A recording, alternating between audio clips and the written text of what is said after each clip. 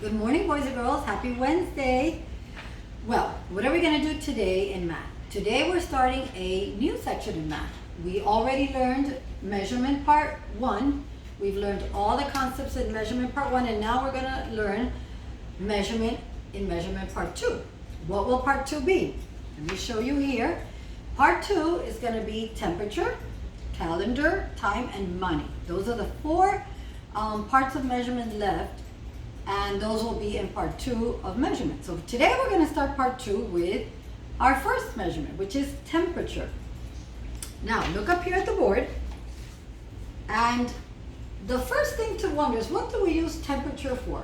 Well, we measure temperature many ways: to see what the weather is outside, so we can decide how we're going to dress, if it's going to rain, if it's not going to rain. We also use temperature to see if we have a fever or not. So if you're not feeling well and you feel your head warm, you would probably want to have a thermometer to measure your temperature.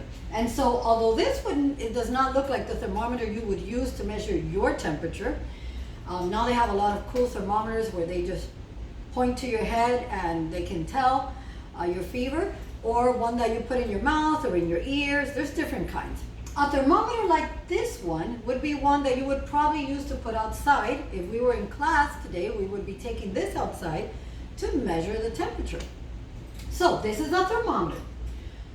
The liquid inside of this thermometer, boys and girls, if you can see, that red liquid is called mercury. And what that liquid does is, as it measures whether something is hotter or colder, that mercury will go either up or down. So right now, to give you an idea, the mercury is about 75 degrees with the Fahrenheit and 25 degrees Celsius. I'm going to explain that to you in a minute, but just to show you that the red would change. It would go up or down depending on the weather or depending on the temperature inside your body. Now, there's 2 ways of measuring temperature, and one is Celsius, which is the metric system. We've been learning about the metric system, and you're going to see in a minute how much easier the Celsius measurement is as the Fahrenheit. Fahrenheit is the way to measure temperature that we use in the United States. We use Fahrenheit, and you'll be more familiar with it, because if you have a fever, generally mom would say, oh, you have 102 fever, 102 degrees temperature in your body. That would be a fever.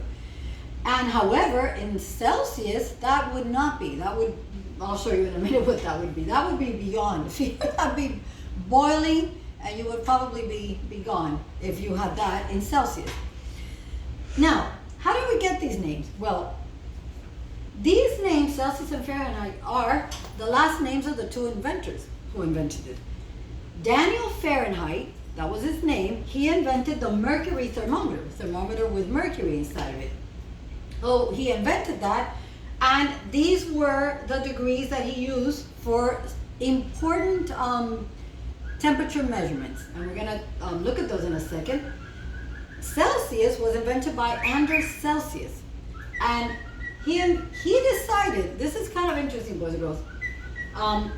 At first, when he invented the thermometer, the Celsius thermometer, he wanted 0 to be boiling water and 100 to be freezing water. And then he switched them, and so therefore 0 degrees Celsius is water freezing, and 100 degrees Celsius would be boiling water. Notice how simple this is to deal with. It's 0, 100. Now let's look over here at the system we use, which is Fahrenheit, and take a look at the difference. 32 degrees is when water freezes. And if you look inside your refrigerator, in your freezer, the temperature that you're supposed to have is about this one, about 32 degrees, because that's when water freezes. So whatever's in a freezer needs to be 32 or colder. And water boils in Fahrenheit at 212 degrees instead of at 100 degrees. Notice the difference. These numbers are a little bit harder to work with, but are the numbers that we're used to. Now, what about your body temperature? This is your body temperature inside. What your normal body temperature is inside in our system is 98.6 degrees. Now in Celsius, it's 37 degrees normal body temperature inside. So it is the same temperature, boys and girls, except measured in two different ways. So that's why you see that this thermometer has on the right side the Fahrenheit and on the left side is the Celsius. So it's just two ways of measuring it. Now you might wonder, if you look closely, you might think, why are there lines under the zero? Well, that would be a very good question, because all of the lines under the zero are going to be negative numbers. And although we have not learned negative numbers, boys and girls, and we will not learn that in third grade. But this is interesting.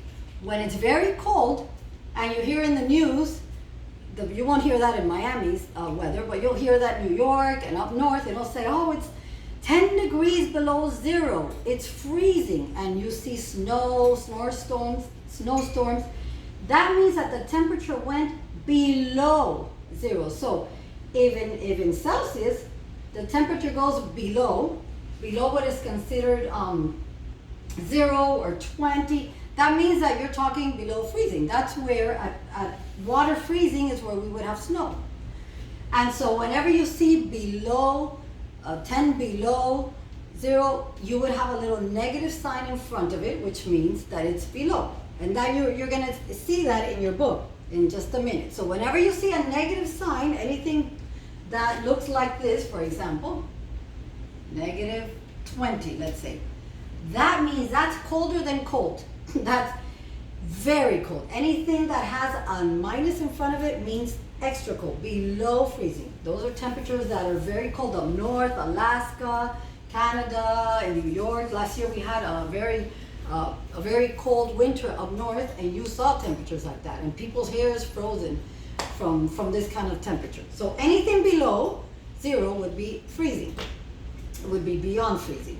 And anything above, our thermometer doesn't go up to 212, but 212 is when water boils. So whenever you're boiling anything, that would be higher, like above here. So there you have it, boys and girls. The important things to just remember is to have an idea of what water freezes in both and where water boils, so you have some idea of whether you're cold, whether you're talking about something warm. And so what we're going to do is we're going to practice using the thermometer. And we are going to go to page 284, and today we're going to work on numbers 1 through 12. And it's going to be very simple, boys and girls. We're just going to read the thermometer. So let's look at number 1 on page 285. It says, choose the letter of the most reasonable temperature.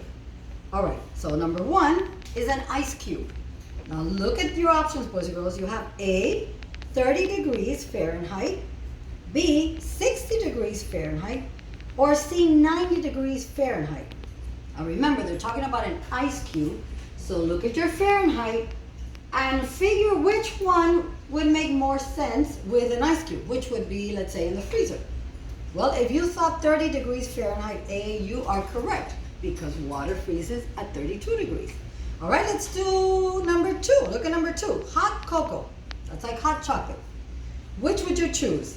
A, 23 degrees Fahrenheit, B, 48 degrees Fahrenheit, or C, 120 degrees Fahrenheit. Now, hot cocoa, so that'd be like hot chocolate. Which would you choose?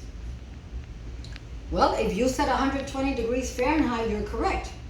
Because although hot chocolate, it doesn't need to be boiling, or else you would burn your tongue, it does need to be hot. And all the other ones would be very cold for a hot chocolate. All right, let's do one more. Our classroom, look at number 3. The classroom. In a classroom, what would be a good temperature to have? A, 12 degrees Fahrenheit, B, 70 degrees Fahrenheit, or C, 109 degrees Fahrenheit? Let's see. Well, B, if you said B, or you thought B, that would be correct, 70 degrees Fahrenheit. Because 12 degrees Fahrenheit would be freezing. Our room would be literally freezing. That wouldn't work. And 109 degrees would be kind of too close to water boiling. It would be very hot. But you wouldn't want to be in the room if it were that temperature. All right, boys and girls, so that's what we're going to do. We're going to take estimates, and then numbers 7 through 12, we're simply going to read the thermometer. Each line of the thermometer is 1 degree above the other one. And remember the negative numbers are the below zeros. Those are all numbers that mean very, very cold, freezing temperature. All right, boys and girls, that's thermometer for you. And I'll see you very soon. Have a fantastic day. Bye, girls. Bye, boys and girls.